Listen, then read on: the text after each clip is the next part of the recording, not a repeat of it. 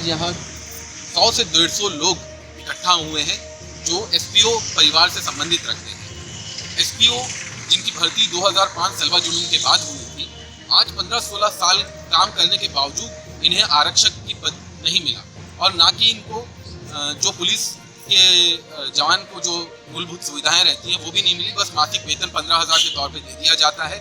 अगर in front line पे ये लड़ते हैं, फ्रंट लाइन में नक्सलियों का हमला सहने के बावजूद अगर इनकी मृत्यु होती है तो भी इनको केवल एक आम जनता को, जो आम नागरिक को जो मुआवजा मिलता है वो दिया जाता है, ना कि जो पुलिस को मिलना चाहिए, जो एक सैनिक को मिलना चाहिए मुआवजा, वो नहीं मिल रहा।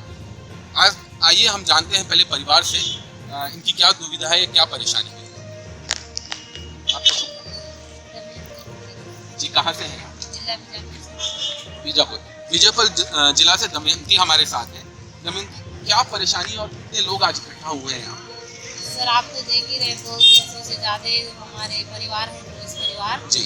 और हमने स्क्रीनिंग टेस्ट की जो मांग की थी सर, उन्होंने आईजी साहब अभी तक पूरा नहीं करे, प्रक्रिया चालू है बोले, और आज हम उनसे मिलने आए हैं तो यहाँ पे उपस्थित नहीं है सर, तो हम अभी तक नहीं मिल पाए।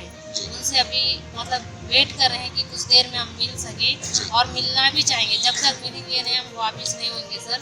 और जो भी हमारी परेशानी है हम दिखाना चाहते हैं कि ये परेशानियां हम उन सबको दिखाना चाहते हैं और हम ये कहना चाहते हैं कि हमारी मांगों को पूरी करें। हमारा स्क्रीन जो टेस्ट है जो जारी किया गया है उसकी मांगे पूरी करें, सब हमारा संविलियन करें, जो आरक्षक को मिलता है बराबर हमको भी मिले, सहायक आरक्षक भाइयों को हर भाई को मिले। कम से कम हमारे मतलब पूरे 7 जिलों में 5,000 से ज़्यादा सहायक आरक्षक भाई हैं और हम भी मतलब उसी परिवार से हैं, तो हमारी मांगे पूरी कर दी जाए।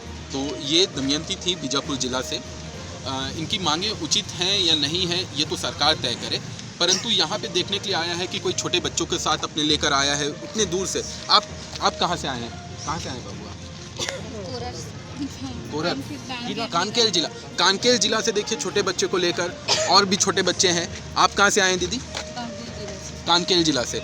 आप देख सकते हैं परिवार परेशान है, लोग इतने इकट्ठा हो रहे हैं और उनकी मांग बहुत ही छोटी है और बहुत ही सिंपल है, जो कि स्वाभाविक है कि अगर फ्रंट लाइन पे लोग लड़ रहे हैं, सैनिक के तौर पे लड़ रहे हैं, तो उनको सैनिक क्यों ना माना जाए, उनको सारी सुविधाएं जो बाकी पुलिस वालों को मिलती है वो क्यों ना मिलनी चाहिए।